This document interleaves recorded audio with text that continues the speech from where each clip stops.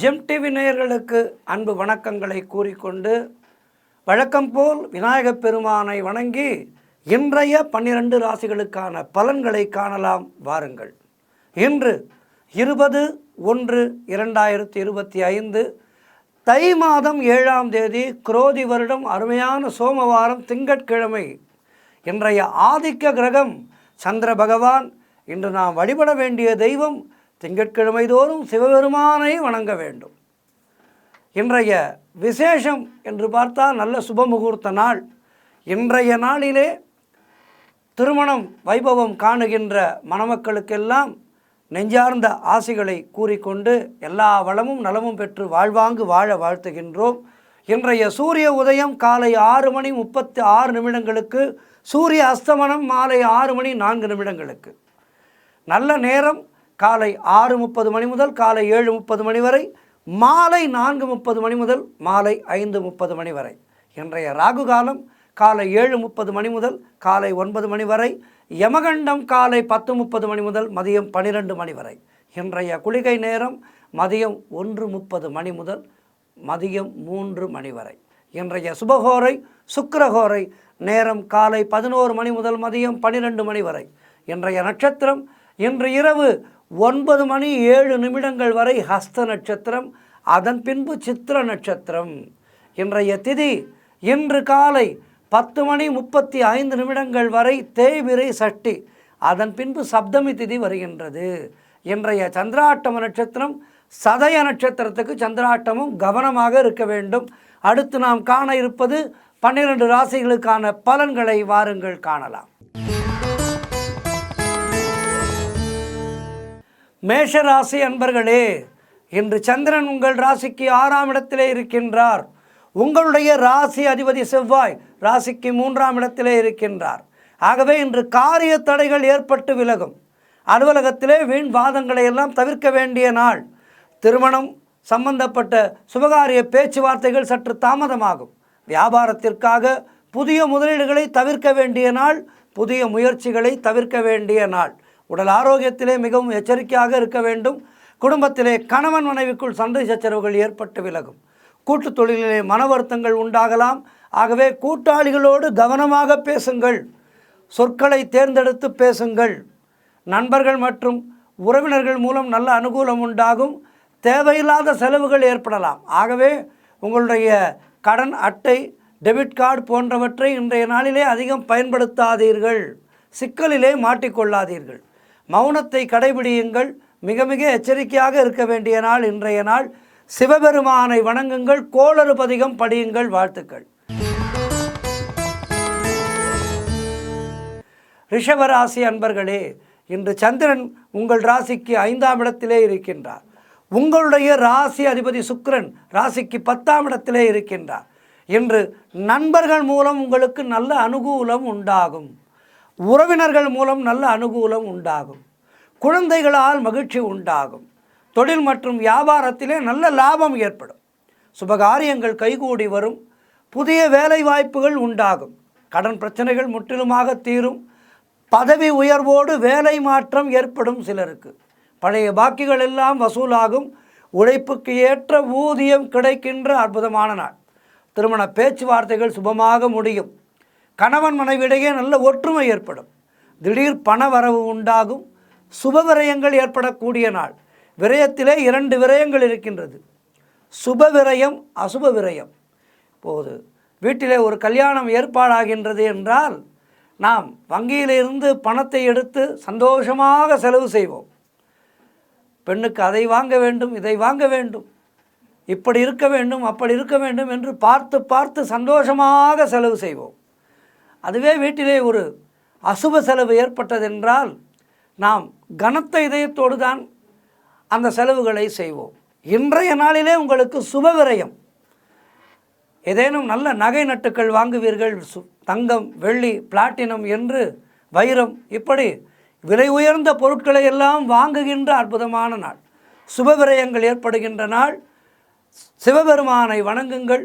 மேலும் நற்பலன்களை பெறுங்கள். வாழ்த்துக்கள். மிதுன ராசி அன்பர்களே, இன்று சந்திரன் உங்கள் ராசிக்கு 4ஆம் இடத்திலே இருக்கின்றார். உங்களுடைய ராசி அதிபதி புதன் ராசிக்கு 8ஆம் இடத்திலே இருக்கின்றார். ஆகவே இன்று சொந்த வீடு வாங்கும் யோகம் உண்டாகும். இதனால் வரை வாடகை வீட்டிலே இருந்தவர் என்றால் சொந்த வீடு வாங்கிவிட வேண்டும் என்கின்ற எண்ணத்தோடு அதற்கான முயற்சிகளிலே இறங்கி வெற்றி பெறும் நாள். உத்தியோகத்திலே சம்பள உயர்வு, பதவி உயர்வு, இடமாற்றம் போன்றவை சிலருக்கு ஏற்படும். நண்பர்கள் மற்றும் உறவினர்களால் நல்ல ஆதாயம் உண்டு. தாய்வழி உறவுகள் மூலம் ஆதாயம் உண்டாகும். தொழிலிலே நல்ல வளர்ச்சி ஏற்படும். திருமண பேச்சுவார்த்தைகள் சுபமாக முடியும். உங்களுடைய காரியங்கள் அனைத்தும் நல்லபடியாக நடக்கக்கூடிய அற்புதமான நாள். பண வரவு அதிகமாக இருக்கும். குழந்தை பாக்கியம், அதற்காக காத்திருக்கின்ற தம்பதிகளுக்கு குழந்தை பாக்கியம் உண்டாகின்ற நாள். சத்சந்தான பிராப்தி உண்டாகின்ற நாள். குலதெய்வ வழிபாடு அனுகூலத்தை தரும். முன்னோர்களுடைய ஆசீர்வாதம் பரிபூர்ணமாக இருக்கின்றது. புதிய முயற்சிகள் எல்லாம் வெற்றியை தரக்கூடிய அற்புதமான நாள் இன்றைய நாள். இன்றைய நாளிலே சிவ வழிபாடு செய்யுங்கள். வாழ்த்துக்கள். கடகராசி அன்பர்களே, இன்று சந்திரன் உங்கள் ராசிக்கு 3ஆம் இடத்திலே இருக்கின்றார். ஆகவே நீங்கள் இன்று எடுக்கும் முயற்சிகள் எல்லாம் வெற்றியை பெறும். ஆகவே இன்று நீங்கள் எடுக்கின்ற முயற்சிகள் எல்லாம் வெற்றியை பெறும். பொருள் வரவு, தனலாபம் அதிகரிக்கின்ற அற்புதமான நாள். கடன் தொல்லைகள் விலகும். அலுவலகத்திலே வேலை மாற்றம் ஏற்படும். இளைய சகோதரர்கள் மூலம் ஆதாயம் உண்டாகும்.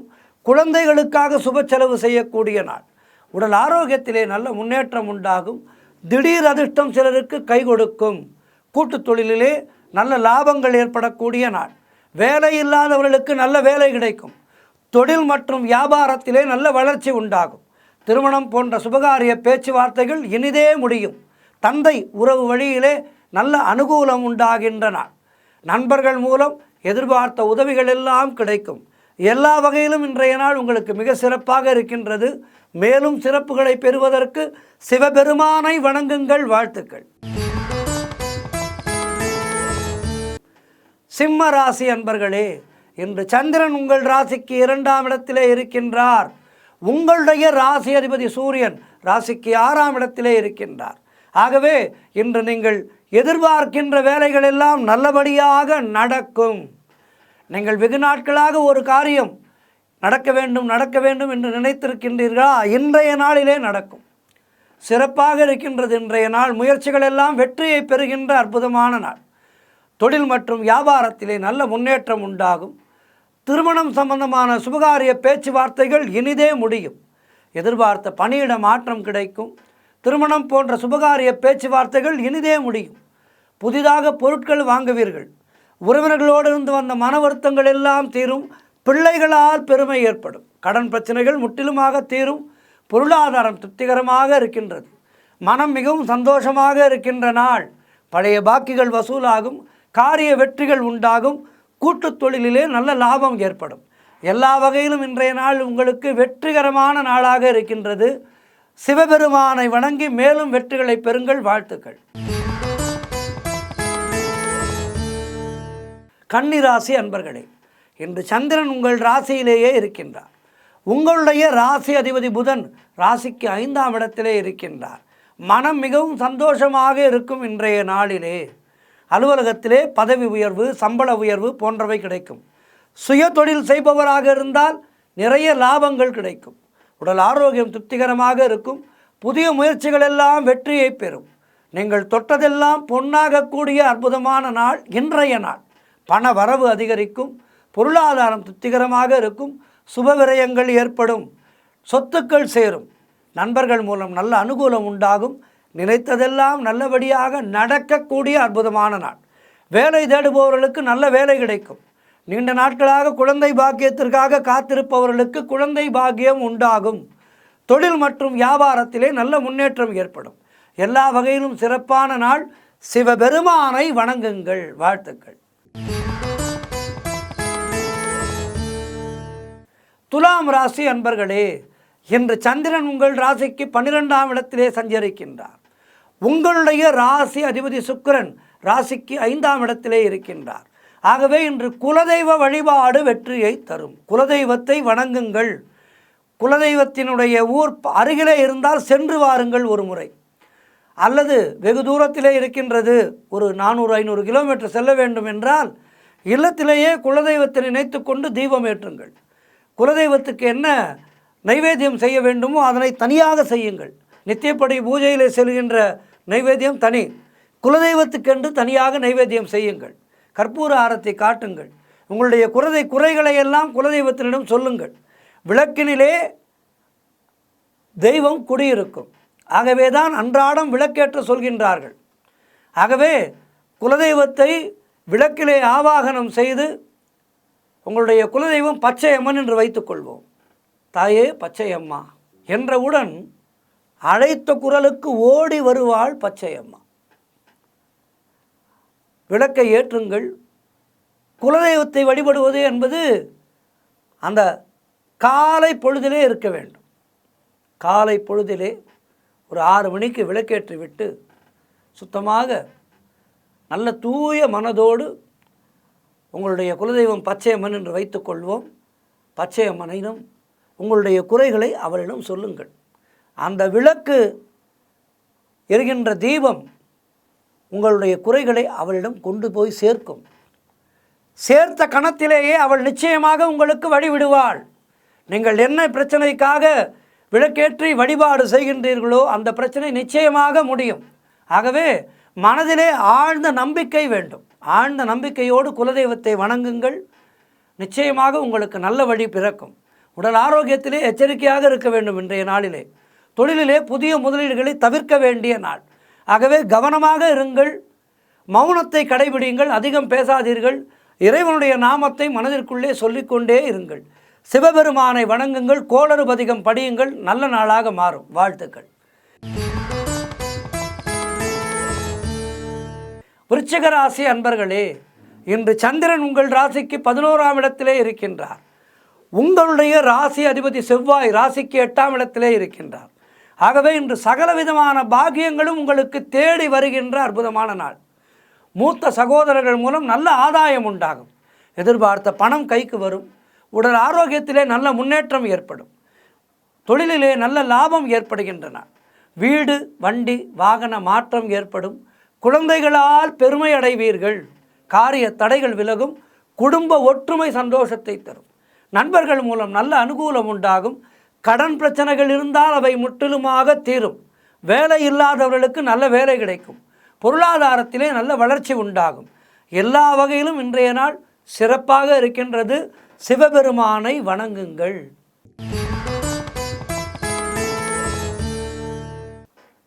தனுசு ராசி அன்பர்களே, இன்று சந்திரன் உங்கள் ராசிக்கு 10ஆம் இடத்திலே சஞ்சரிக்கின்றார். உங்களுடைய ராசி அதிபதி குரு ராசிக்கு 6ஆம் இடத்திலே இருக்கின்றார். ஆகவே இன்றைய நாளிலே உங்களுடைய திறமைகள் வெளிப்படும்.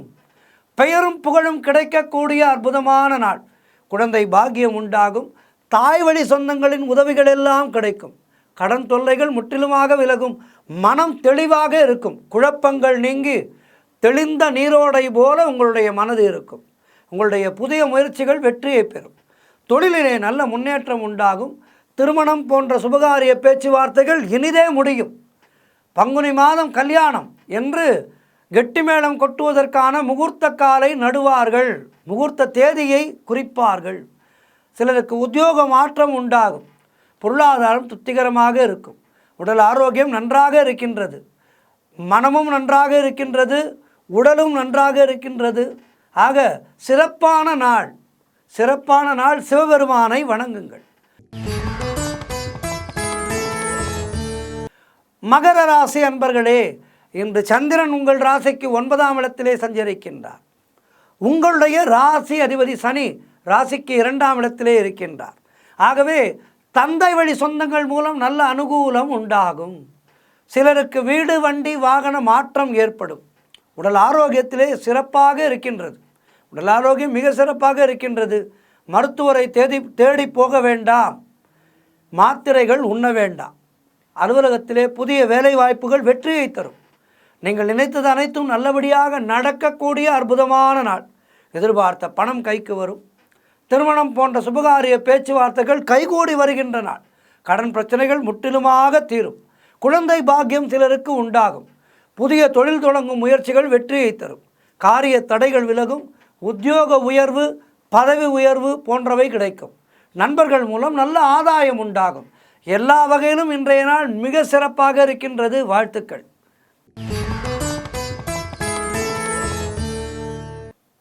கும்பராசி அன்பர்களே, இன்று சந்திரன் உங்கள் ராசிக்கு 8ஆம் இடத்திலே இருக்கின்றார். உங்களுடைய ராசி அதிபதி சனி ராசியிலேயே இருக்கின்றார். ஆகவே இன்று உங்களுக்கு சந்திராட்டமும் இருக்கின்றது. என்றாலும் மனம் அதிர வேண்டாம், மனம் குழம்ப வேண்டாம். எப்போதும் சந்திராட்டமத்தை நினைத்து பயம் கொள்ளாதீர்கள். மனதை திடமாக வைத்து கொள்ளுங்கள். மௌனத்தை கடைபிடியுங்கள். அன்றைய நாளிலே நாம் செய்ய வேண்டியது இதுதான். மௌனத்தை கடைபிடிக்க வேண்டும். வண்டி வாகனங்களிலே செல்லும்போது கவனமாக இருக்க வேண்டும். யாரோடும் அதிகம் பேசக்கூடாது. பிறர் பிரச்சனைகளிலே தலையிடக்கூடாது. கோபத்தை முற்றிலுமாக தவிர்க்க வேண்டிய நாள். வேலை மாற்றம் சிலருக்கு ஏற்படும். உடல் ஆரோக்கியத்திலே மிகுந்த கவனம் தேவை. குலதெய்வ வழிபாடு மன அமைதியை தரும். கூட்டுத் தொழிலிலே புதிய முதலீடுகளை தவிர்க்க வேண்டும். புதிய முயற்சிகளை தவிர்க்க வேண்டும். புதிதாக கடன் எதுவும் வாங்காதீர்கள். நீங்களும் கடன் கொடுக்காதீர்கள். கோர்ட் கேஸ் போன்ற பிரச்சனைகளில் ஈடுபடக்கூடாது. சந்திராட்டம நாளிலே குறித்து கொள்ளுங்கள். இந்த 12 ராசிக்காரர்களுமே உங்களுக்கு சந்திராட்டமம் இருக்கின்றது என்றால் ஒரு 2 நாட்களுக்கு உங்களுடைய புதிய முயற்சிகளை தள்ளி போடுங்கள். கோர்ட்டு கேஸ் போன்ற வழக்கு வாய்தா விஷயங்களை தள்ளி போடுங்கள். அதிலே நாம் சரியாக செயல்பட முடியாது. ஆகவே தோல்வியை சந்திப்போம். எனவே தள்ளி போட்டு விடுவது நல்லது. 12 ராசிக்காரர்களுமே இந்த சந்திராட்டம நாளிலே இப்படி இருக்க வேண்டும். எதிலும் எச்சரிக்கையாக செயல்பட வேண்டிய நாள். மற்றவரோடு பேசும்போது மிகவும் கவனமாக பேச வேண்டும். இதையெல்லாம் கடைபிடித்து விட்டால் சந்திராட்டம பாதிப்புகள் நம்மை ஒன்றும் செய்யாது. ஆகவே இவற்றை கடைபிடியுங்கள். சிவபுராணம் படியுங்கள். சிந்தை மகிழ சிவபுராணம் தன்னை முந்தை வினை முழுதும் ஓய உரைப்பன் யான் என்கின்றார். முன்னாடி இருக்கின்ற வினைகள் முதற்கண்டு போய்விடும். அப்போது சந்திராட்டம பாதிப்பு நம்மை என்ன செய்யும்? ஆகவே சிவபுராணம் படியுங்கள். கோளறுபதிகம் படியுங்கள். வேயுரு தோழி பங்கன் விடமுண்ட கண்டன் மிக நல்ல வீணை தடவி. உங்களுக்கு ராகமாக பாட தெரியலனாலும் அதை வைத்து கொண்டு படியுங்கள் போதும். சந்திராட்டம பாதிப்புகள் ஒன்றுமே செய்யாது. சிவபெருமானை வணங்குங்கள். வாழ்த்துக்கள்.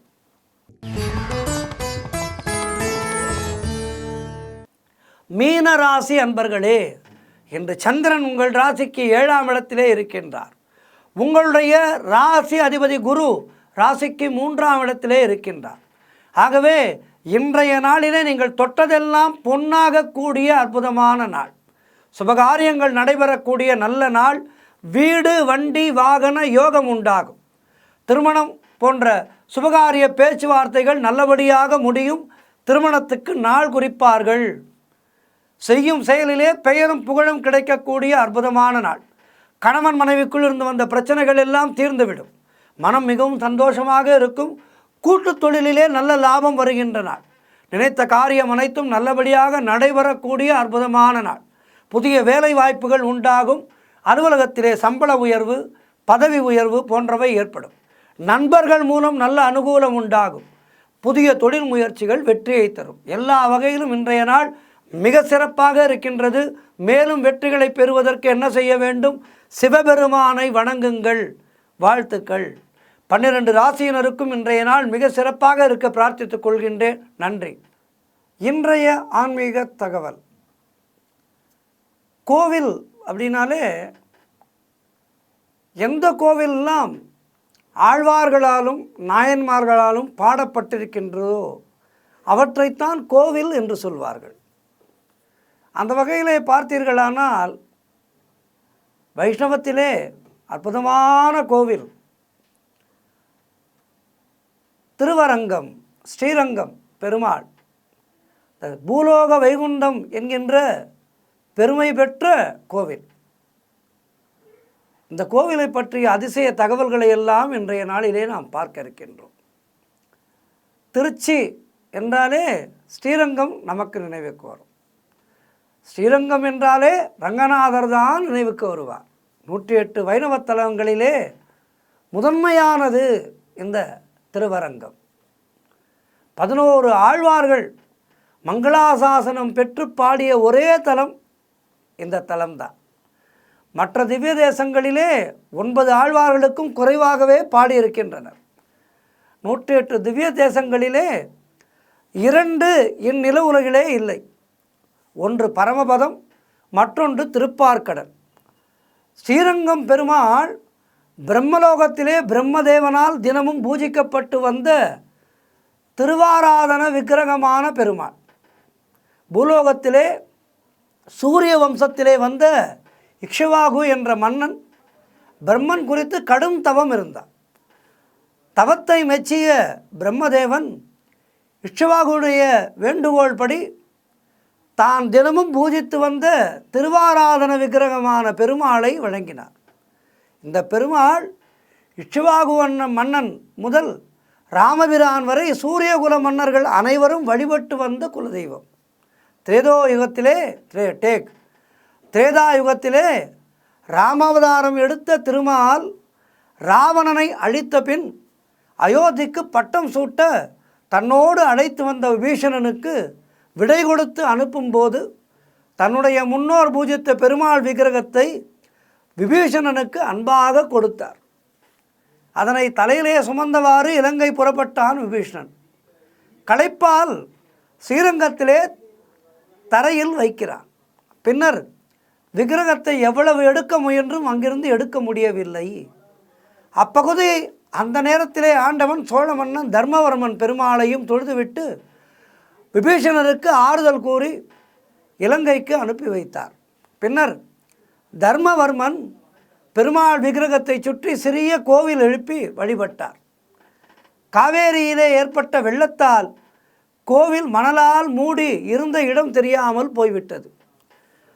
தர்மவர்மனுக்கு பின்பு அவரது வழியிலே வந்த கிள்ளிவளவன் என்ற மன்னன் காடாக இருந்த ஸ்ரீரங்கத்திலே வேட்டையாட வந்தபோது ஒரு மரத்தினுடைய நிழலிலே தங்கியிருந்தபோது மரத்திலே இருந்த கிளி ஒன்று கோவில் இருந்த இடம் இதுதான் என்று தெரிவிக்கின்றது. பெருமாளுடைய லீலைகளை பார்த்தீர்களா? கிளியினுடைய சேவையை நினைவு கூறும் வகையிலே தான் கோவிலிலே கிளி மண்டபம் அமைக்கப்பட்டிருக்கின்றது. கிள்ளிவளவன் பெருமாளை தொழுது மதில் சுவரும் கோபுரமும் கட்டினான். கிள்ளிவளவனுக்கு பின் வந்த சோழ பாண்டிய விஜயநகர மன்னர்கள் ஆழ்வார்கள் ஆச்சாரியார்களின் தொடர் பணியால் தற்போது இருக்கும் நிலையிலே ஸ்ரீரங்கம் உயர்ந்தோங்கி இருக்கின்றது. வைணவத்தினுடைய மைய தலைமைச் செயலகமாக ஸ்ரீரங்கம் திகழ்கின்றது என்று சொன்னால் அதிலே மாற்று கருத்தே இல்லை. ஸ்ரீ ராமானுஜர் பரப்பிய விசிஷ்டாத்வைதம் நெறிக்கு ஸ்ரீரங்கமே நிலைக்களமாக இருக்கின்றது. சிலப்பதிகாரம் 4000 திவ்ய பிரபந்தத்திலே இந்த கோவில் குறித்த வர்ணனைகள் இருக்கின்றன என்றால் இக்கோவிலுடைய தொன்மை பற்றி நாம் அறிந்து கொள்ளலாம். கோவில் தோன்றிய விதத்துக்கு ஆதாரத்தோடு கூடிய கல்வெட்டு எதுவும் இல்லை என்றாலும் இந்தியாவிலேயே ஸ்ரீரங்கம் கோவில்தான் 7 பிரகாரங்களுடன் அமைக்கப்பட்டிருக்கின்றது. இதிலிருந்தே நாம் இந்த கோவிலுடைய தொன்மையை பற்றி தெரிந்து கொள்ளலாம். கோவிலை சுற்றி 21 கோபுரங்கள் இருக்கின்றது. ஸ்ரீரங்கத்திலே 1961ஆம் ஆண்டின் மக்கள் தொகை கணக்கின்படி 42,000 மக்கள் மட்டுமே வசித்து வந்தது உள்ளனர். தற்போது அன்றைய மக்கள் தொகை என்பது லட்சக்கணக்கிலே இருக்கின்றது.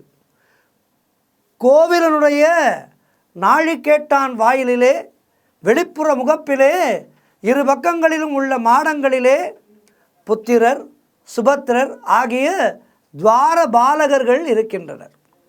உள்புற முகப்பிலே சென்று பார்த்தால் பெரிய பெருமாள் மூலஸ்தானத்தை நோக்கி மகாவிஷ்ணுவுக்கு உரியவனாய் முறையே சங்கு தாமரை வடிவங்களிலே சங்கநிதி பதுமநிதி உருவங்கள் 2 பக்கங்களிலும் உள்ளன. மூலஸ்தானம் மேற்கே உள்ள மேடையிலே விஜயரங்க சொக்கநாத நாயக்கர் அவரது மனைவி மகன் மருமகள் ஆகியோருடைய திருவுருவங்கள் தந்தத்தால் இயற்கை அளவிலே செய்து வண்ணம் தீட்டி வைக்கப்பட்டுள்ளது. அழகான காட்சி.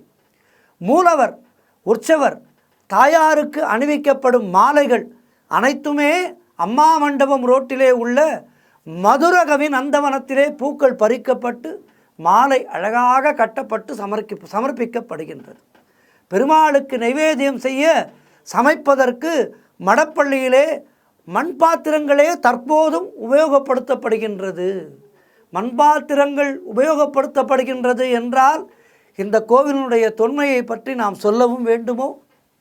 மூலவர் சுதையினால் இருப்பதால் இந்த ஆலயத்திலே பெருமாளுக்கு திருமஞ்சனம் செய்வதில்லை. அதற்கு பதில் கோவில் பணியாளரை கொண்டு ஆண்டுக்கு இருமுறை கோவில் ஊழியர்களால் இயற்கை மூலிகையினால் தயாரிக்கப்பட்ட தைலம் பூசப்பட்டு, அதாவது தைலக்காப்பு, அது உலர்ந்த பின் நீக்கப்பட்டு மெருகூட்டப்படுகின்றது.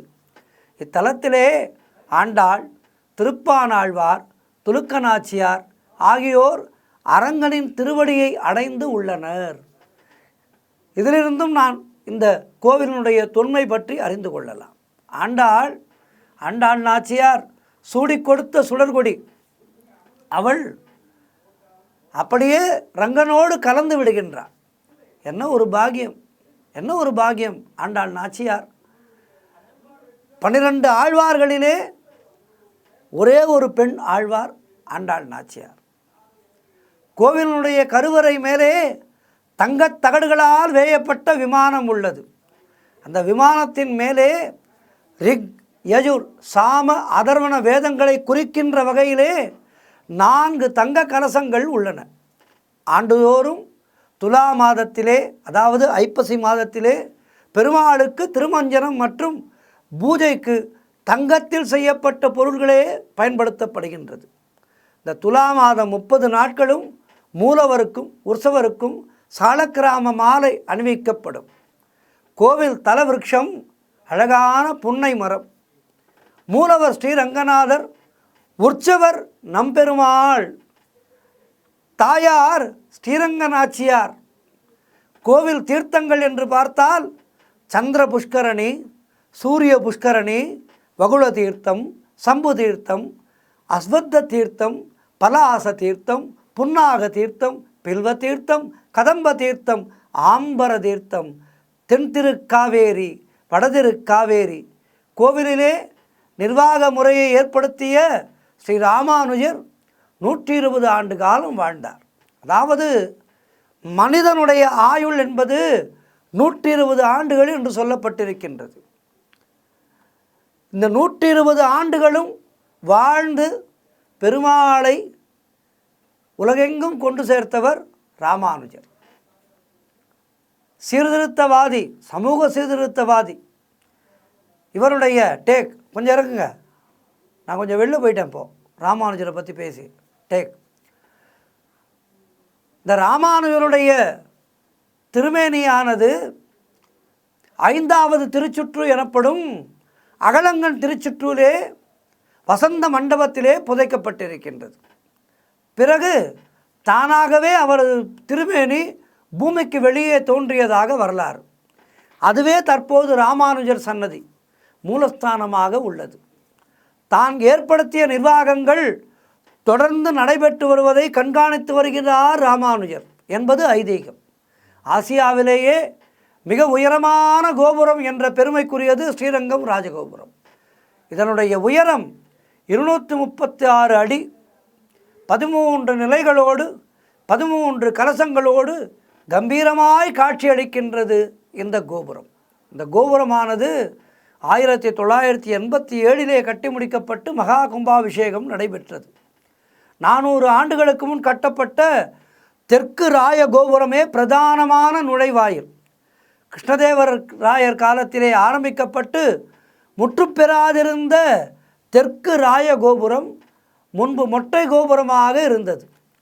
ராயர் கோபுரத்திலே திருஷ்டி பரிகாரத்திற்காக முனிக்கு அப்பனான ஸ்ரீனிவாசனை எழுந்தருளச் செய்தனர். நித்திய வழிபாடுகள் இன்றும் நடந்து வருகின்றது. இந்த ராஜகோபுர வாசலை முனியப்பன் கோட்டை வாசல் எனவும் அழைக்கின்றனர். அதாவது முனியப்பன் கோட்டை வாசல் எனவும் அழைக்கின்றனர். ஆண்டுக்கு ஒரு முறைதான் பெருமாளும் தாயாரும் பங்குனி உத்திர தினத்தன்று தாயார் சன்னதியிலே உள்ள சேர்த்தி சேவை மண்டபத்திலே சேர்த்து எழுந்தருளி பக்தர்களுக்கு காட்சியளிக்கின்றனர். 2ஆம் பிரகாரத்தின் நடுவிலே பரமபத வாசல் கோபுரம் உள்ளது. இந்த கோபுர வாசல்கள் ஆண்டுதோறும் இந்த கோபுர வாசல்கள் ஆண்டு முழுவதும் மூடப்பெற்றே இருக்கின்றன. வைகுண்ட ஏகாதசி திருவிழாவின் போது மட்டும் இதன் கதவு திறக்கப்படுகின்றது. ஸ்ரீரங்கத்திலே எல்லாமே பெரியவைதான். ராமரால் தொழப்பட்ட ஸ்ரீரங்கநாத பெருமாள் கோவில் பெரியதென்பதால் பெரிய கோயில் ஆயிற்று. 7 மதில்களும் எண்ணற்ற மண்டபங்களும் பெரிது. கோபுரம் ஆசியாவிலேயே பெரிது என்று பார்த்தோம். இங்கிருந்த ஜீயரும் பெரிய ஜீயர் என்றே அழைக்கப்படுகின்றார். திருமதில்கள் பெரியது, தாயாருக்கு பெரிய பிராட்டி என்பது பெயர். இங்கு செய்யப்படும் தளிகைக்கு பெரிய அவசரம், வாத்தியத்திற்கு பெரிய மேளம், பட்சணங்களுக்கு பெரிய திருப்பணியாளர்கள் என்று பெயர். ஆண்டாளை வளர்த்தெடுத்து அரங்கனுக்கு மணமுடித்து கொடுத்த மாமனார் ஸ்தானம் வகிக்கும் ஆழ்வாரோ அவரும் பெரிய ஆழ்வார் என்றே அழைக்கப்படுகின்றார். ஆழ்வார்களின் மங்களாசாசனங்களோ பெரிய மங்களாசாசனங்கள். 108 திவ்ய தேசங்களிலே 11 ஆழ்வார்களால் 247 பாக்களால் பெரிய மங்களாசாசனம் பெற்றவர் இப்பெருமாள். ஸ்ரீரங்கம் கோவிலிலே நகைகளின் மதிப்பு 10,000 கோடி ரூபாய்க்கு மேல் இருக்கும் என்கின்றார்கள். திருமங்கையாழ்வாரால் கட்டப்பட்ட ஆயிரங்கால் மண்டபத்திலே உள்ள 1000 தூண்கள் முழுமையாக கட்டி முடிக்கப்படாமல் 951 தூண்கள் மட்டுமே கட்டப்பட்டு இருக்கும். மீதமுள்ள 49 தூண்கள் வைகுண்ட ஏகாதசி விழா காலங்களிலே மணல் வெளியில் 49 மரத்தூண்கள் நடப்பட்டு 1000 தூண்களாக கணக்கிடப்பட்டு விழா நடைபெற்று வருகின்றது. இப்படி இந்த ஸ்ரீரங்கம் பெருமாளுடைய பெரிய அதிசயங்களை எல்லாம் சொல்லிக்கொண்டே போகலாம். எத்தனையோ பக்தர்களுக்கு மிக அற்புதமாக அருள் புரிந்து காட்சி கொடுத்தவர் இந்த ஸ்ரீரங்கம் பெருமாள். ஆகவே உங்களுக்கு இல்லத்திலே சுபகாரியங்கள் நடைபெற வேண்டுமா, நல்ல ஞானம் வேண்டுமா, வீட்டிலே இருக்கின்றவர்களுக்கு நல்ல ஆரோக்கியம் வேண்டுமா, மன நிம்மதி வேண்டுமா, எது கேட்டாலும் ஸ்ரீரங்கத்திலே கிடைக்கும். அவர் பெரிய பெருமாள் அல்லவா? அதாவது பிரம்மதேவனால் பூஜிக்கப்பட்ட பெருமாள் இவர். ஆகவே உங்களுடைய தலையெழுத்தே மாறும் இங்கு வந்தால். ஸ்ரீரங்கம் பெருமாளை தொழுதால் நம்முடைய தலையெழுத்தே மாறும் என்பது உண்மை. ஆகவே இப்படிப்பட்ட அற்புதமான திருக்கோவில் தமிழகத்திலே இருக்கின்றது என்பது தமிழர்களான நமக்கெல்லாம் எத்துணை பெருமை, எத்துணை ஆழ்வார்கள். ஆஹா, இதையெல்லாம் நினைக்கும் போதே நம்முடைய கண்கள் கசைகின்றது.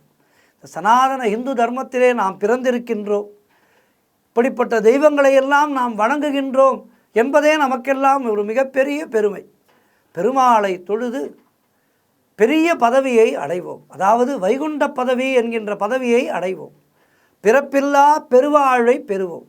மீண்டும் பிறந்தால் பெருமாளை மறவாத வரம் வேண்டும் என்று அவனிடம் கேட்போம். பெருமாளை பணிவது ஒன்றே பணி என்று வாழ்நாளை கடத்தினால் நமக்கு பெரிய துன்பங்கள் எதுவுமே வாழ்விலே இல்லை என்பதுதான் சத்தியம். ஆகவே ரங்கா ரங்கா ரங்கா ரங்கா ரங்கா என்று அவருடைய பாதம் பணிந்து எல்லா விதமான நன்மைகளையும் பெறுவோம். நமோ வெங்கடேசா, நமோ ரங்கநாதா, நமோ கோவிந்தா, நமோ கோவிந்தா, நமோ கோவிந்தா.